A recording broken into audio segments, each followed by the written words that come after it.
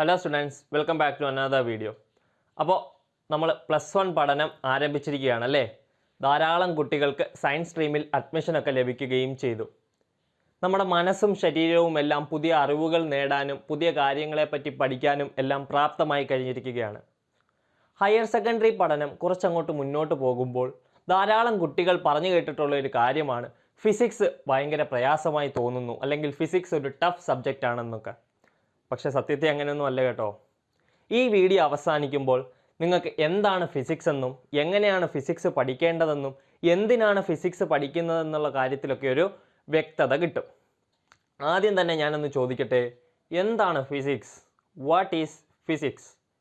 നമുക്ക് ഇതിനൊരു proper definition കൊടുക്കുക സാധ്യവുമല്ല, നമുക്കൊട്ടതിൻ്റെ ആവശ്യവുമില്ല. എന്നാലും ഒന്ന് ജനറലായിട്ട് പറയുകയാണെങ്കിൽ physics is the study of nature and its laws. അതായത് പ്രകൃതിയെക്കുറിച്ചും പ്രകൃതി നിയമങ്ങളെക്കുറിച്ചും പഠിക്കുന്നതാണ് ഫിസിക്സ്. ഈ പ്രകൃതിയിൽ നടക്കുന്ന ഏതൊരു ഈവൻറ്റും ഏതൊരു പ്രവർത്തനവും അതിൻ്റെ പ്രതിപ്രവർത്തനവും എല്ലാം ചില നിയമങ്ങളുടെ അടിസ്ഥാനത്തിലാണ് നടക്കുന്നത് എന്ന് കരുതി കഴിഞ്ഞാൽ ഈ നിയമങ്ങളെക്കുറിച്ച് പഠിക്കുകയാണ് നാം ഫിസിക്സിലൂടെ ചെയ്യുന്നത്. ഉദാഹരണത്തിന്, ആപ്പിൾ മരത്തിൽ നിന്ന് ആപ്പിൾ വീഴുന്നു, അല്ലെങ്കിൽ ഭൂമിക്ക് ചുറ്റും ചന്ദ്രൻ കറങ്ങുന്നത്, അല്ലെങ്കിൽ സൂര്യന് ചുറ്റും ഭൂമി കറങ്ങുന്നത്, ഇതെല്ലാം ന്യൂട്ടൻ്റെ ചലന നിയമങ്ങൾ കൊണ്ട്, അതായത് ന്യൂട്ടൺസ് ലോസ് ഓഫ് മോഷൻ കൊണ്ടോ അല്ലെങ്കിൽ ഗ്രാവിറ്റേഷണൽ ലോസ്, ന്യൂട്ടൻ്റെ തന്നെ ഗുരുത്വാകർഷണ നിയമങ്ങൾ കൊണ്ടോ ഒക്കെ നമുക്ക് എക്സ്പ്ലെയിൻ ചെയ്യാനായിട്ട് സാധിക്കും. പ്രകൃതിയെക്കുറിച്ചും പ്രകൃതി രഹസ്യങ്ങളെക്കുറിച്ചും അറിയാനുള്ള നമ്മുടെ ജിജ്ഞാസ, മനുഷ്യൻ്റെ ജിജ്ഞാസയാണ് നമ്മളെ ഫിസിക്സിലേക്ക് നയിക്കുന്നത്. ഇനി എന്താണ് പ്രകൃതിയെക്കുറിച്ച് അറിയുക എന്ന് പറഞ്ഞാൽ, what do you mean by understanding the nature? One of the great physicist doctor R.P. Feynman, അദ്ദേഹം അണ്ടർസ്റ്റാൻഡിങ് ദ നേച്ചറിനെ പറ്റി വളരെ മനോഹരമായിട്ടുള്ള ഒരു കാര്യം പറഞ്ഞിട്ടുണ്ട്. നിങ്ങൾക്ക് ചതുരംഗ കളി അറിയില്ലെന്ന് കരുതുക, വിച്ച് മീൻസ് ചെസ്സ് കളി അറിയില്ലെന്ന് കരുതുക. എന്നാലും നമുക്ക് ചെസ്സ് കളി കാണാനൊരു അവസരം ലഭിച്ചു. ഞാൻ എന്നെ ഉദാഹരണമാക്കി പറയാം. എനിക്ക് ചതുരംഗ കളി അറിയത്തില്ല എന്ന് കരുതുക. എന്നാലും എനിക്ക് ഒരു ചെസ്സ് കളി കാണാൻ, ഒരു ചതുരംഗ കളി കാണാനുള്ള അവസരം ലഭിച്ചു. അപ്പോൾ ഞാൻ കുറേ നേരം കളി കാണും. പ്ലേയേഴ്സിൻ്റെ മൂവ്മെൻറ്റ് കാണുമ്പോൾ തുടക്കമൊന്നും എനിക്കൊന്നും മനസ്സിലാകത്തില്ലായിരിക്കും. എന്നാലും ധാരാളം നേരം കണ്ടുകൊണ്ടിരിക്കുമ്പോൾ ചിലപ്പോൾ ഒരു കളി കാണുമ്പോൾ ഒന്നും മനസ്സിലാകത്തില്ല, വീണ്ടും അടുത്ത കളി കാണും. അങ്ങനെ ധാരാളം കളികൾ കണ്ടുകൊണ്ടിരിക്കുമ്പോൾ എങ്ങനെയൊക്കെയാണ് ചില കരുക്കൾ മൂവ് ചെയ്യുന്നത് എന്ന് നമ്മൾ നമ്മുടേതായിട്ടുള്ള രീതിയിൽ കുറച്ച് അസംഷൻസ് രൂപപ്പെടുത്തിയെടുക്കും.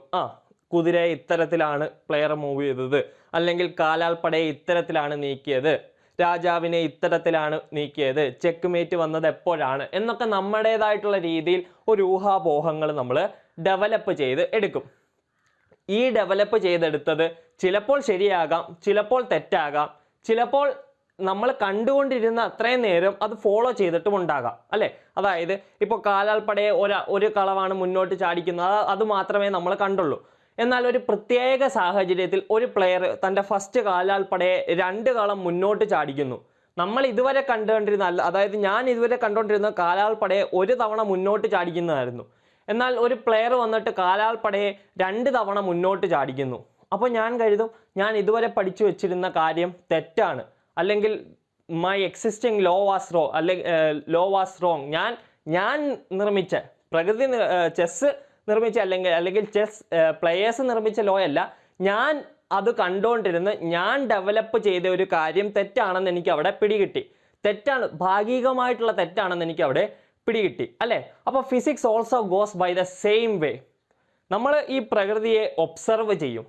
നമ്മൾ ഈ പ്രകൃതിയെ ഒബ്സർവ് ചെയ്തിട്ട് പ്രകൃതിയിൽ നടക്കുന്ന ഓരോ പ്രതിഭാസങ്ങളും നമ്മൾ ഒബ്സർവ് ചെയ്ത് നമ്മുടേതായിട്ടുള്ള ചില പ്രഡിക്ഷൻസ്, നമ്മുടേതായിട്ടുള്ള ചില തിയറീസ്, നമ്മുടേതായിട്ടുള്ള ചില റൂൾസ് എസ്റ്റാബ്ലിഷ് ചെയ്യും. എന്നാൽ പിന്നീടൊരു സാഹചര്യത്തിൽ അത് തെറ്റാണെന്ന് കണ്ടു കഴിഞ്ഞാൽ, അല്ലെങ്കിൽ നമ്മൾ ഡെവലപ്പ് ചെയ്ത എന്തെങ്കിലും ഒരു തിയറിക്ക് എന്തെങ്കിലും ഒരു ലിമിറ്റേഷൻ, എന്തെങ്കിലും ഒരു പോരായ്മ ഉണ്ടെന്ന് കരുതി കഴിഞ്ഞാൽ നമ്മൾ അതിനെ വീണ്ടും ഒന്ന് റീഫർബിഷ് ചെയ്യും. So physics is ever dynamic. ഒരു ഉദാഹരണം പറയുകയാണെങ്കിൽ റൂദർഫോർഡിൻ്റെ ആറ്റം മോഡൽ, അതിൻ്റെ കുറവുകൾ പരിഹരിച്ചുകൊണ്ടായിരുന്നു ബോറിൻ്റെ ആറ്റം മോഡൽ വന്നത്. പിന്നീട് അത് ക്വാണ്ടം മോഡലിലേക്കൊക്കെ സഞ്ചരിക്കുകയുണ്ടായി. അതേ കൂട്ട് തന്നെ നമ്മുടെ ആറ്റത്തിൻ്റെ ഫണ്ടമെൻ്റൽ ഫിനോമിനൻസിനെ ന്യൂട്ടോണിയൻ മെക്കാനിക്സിന് എക്സ്പ്ലെയിൻ ചെയ്യാൻ കഴിയാതെ വന്നപ്പോൾ നമ്മൾ അതിന് എന്തിൻ്റെ സഹായം സ്വീകരിച്ചു? ക്വാണ്ടം മെക്കാനിക്സ് എന്ന് പറയുന്ന പുതിയൊരു ബ്രാഞ്ച് തന്നെ രൂപം കൊണ്ടു. അതേകൂട്ട് പറയുകയാണെങ്കിൽ ധാരാളം ഉദാഹരണങ്ങളുണ്ട്. കോപ്പർനിക്കസിൻ്റെ ഹീലിയോ സെൻറ്റർ തിയറി, പിന്നീട് അത് കെപ്ലറിൻ്റെ എലിപ്റ്റിക്കൽ ഓർബിറ്റ്, അങ്ങനെ ധാരാളം അങ്ങനെ റീപ്ലേസ് ചെയ്തുകൊണ്ടേ ഇരിക്കും. അപ്പോൾ ഇറ്റ് ഈസ് എവർ ഡൈനാമിക് എന്ന് നമുക്ക് പറയാനായിട്ട് സാധിക്കും. There is no final theory in physics. Physics എന്നല്ല, സയൻസിൽ തന്നെ ഒന്നിനും ഒരു അവസാനമായിട്ടുള്ള ഒരു തിയറി ഇല്ല. എപ്പോൾ പുതിയൊരു കാര്യം കാണുന്നു, അപ്പോൾ അത് ശരിയാണെന്ന് നമുക്ക് തോന്നുന്നു, അപ്പോൾ അതിൻ്റെ പഴയതിൻ്റെ ലിമിറ്റേഷനെ ഓവർകം ചെയ്യാൻ സാധിക്കുന്നു, നമ്മളപ്പോൾ അതിനെ പുതിയ തിയറി ആയിട്ട് അംഗീകരിക്കും. നമ്മൾ പലപ്പോഴും പഠിച്ചിട്ടുണ്ട് ലിമിറ്റേഷൻ ഓഫ് ഇന്ന തിയറി, അതിനുശേഷം പുതിയ തിയറി വന്നപ്പോൾ അതിനെന്തൊക്കെ മാറ്റങ്ങളാണ് വന്നത് എന്നൊക്കെ നമ്മൾ പലപ്പോഴും പഠിച്ചിട്ടുണ്ട്.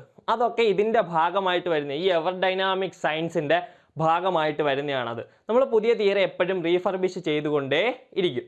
നമ്മൾ ഫിസിക്സുമായിട്ട് ഡീൽ ചെയ്യുന്ന അവസരത്തിൽ എപ്പോഴും ഫിസിക്സിൻ്റെ ലാംഗ്വേജ് അറിഞ്ഞിരിക്കുക അത്യാവശ്യമാണ്.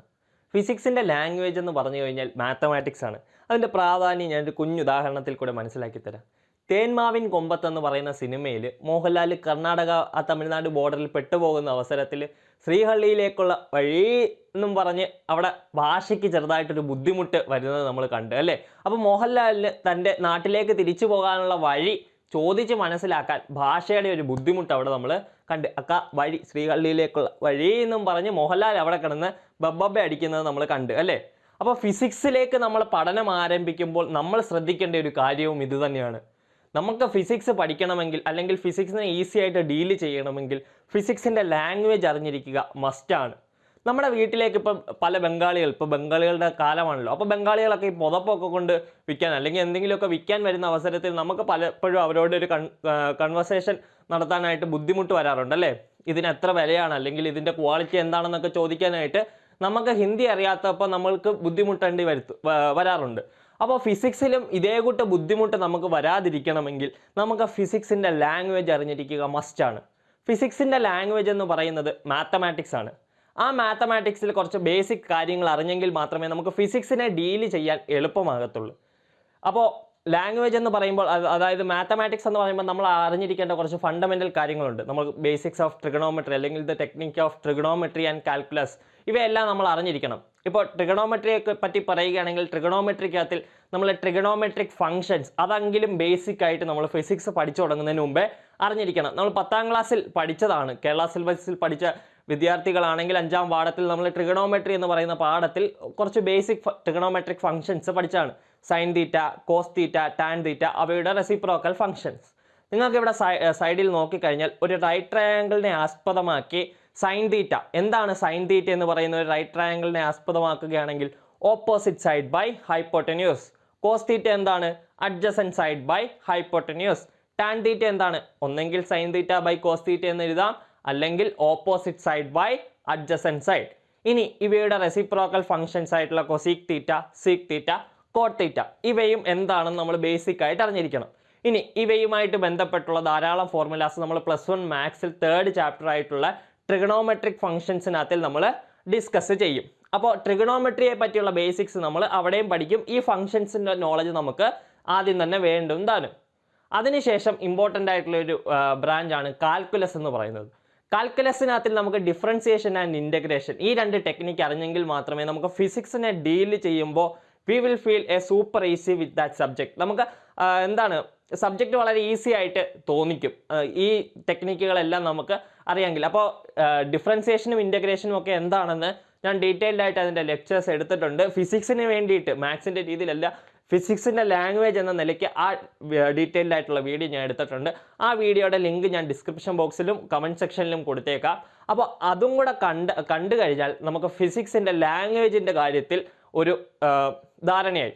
അങ്ങനെയാണെങ്കിൽ പിന്നെ ഫിസിക്സിനെ ഡീൽ ചെയ്യുന്നത് എളുപ്പമായി. അതേ തേന്മാവിൻ കൊമ്പത്തിൽ തന്നെ ശോഭന വന്ന് വഴി ചോദിക്കുന്നത് കൂട്ട് നമുക്ക് എളുപ്പം ഫിസിക്സിനെ ഡീൽ ചെയ്തുകൊണ്ട് പുറത്ത് കടക്കാനായിട്ട് സാധിക്കും. അപ്പോൾ അതിലൂടെ നമ്മുടെ ഫിസിക്സിൻ്റെ ബുദ്ധിമുട്ട്, നമുക്ക് പലപ്പോഴും ഭാഷയാണ് ഈ ബുദ്ധിമുട്ട്, ഫിസിക്സുമായിട്ട് ഡീൽ ചെയ്യുമ്പോൾ ഈ ഭാഷയിലാണ് ഈ ബുദ്ധിമുട്ട് വരുന്നത്.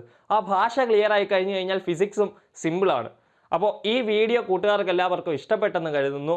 അപ്പോൾ നിങ്ങൾക്കിത് ഉപകാരപ്പെട്ടെങ്കിൽ നിങ്ങളുടെ സുഹൃത്തുക്കളിലേക്കും അവർക്കും ഇത് എത്തിക്കുക. നമുക്ക് മറ്റൊരു വീഡിയോയുമായിട്ട് +1 +2 വീഡിയോ ഫിസിക്സ് മാത്സ് ക്ലാസ്സുകളുമായിട്ട് ഇനിയും കാണാം. ബൈ.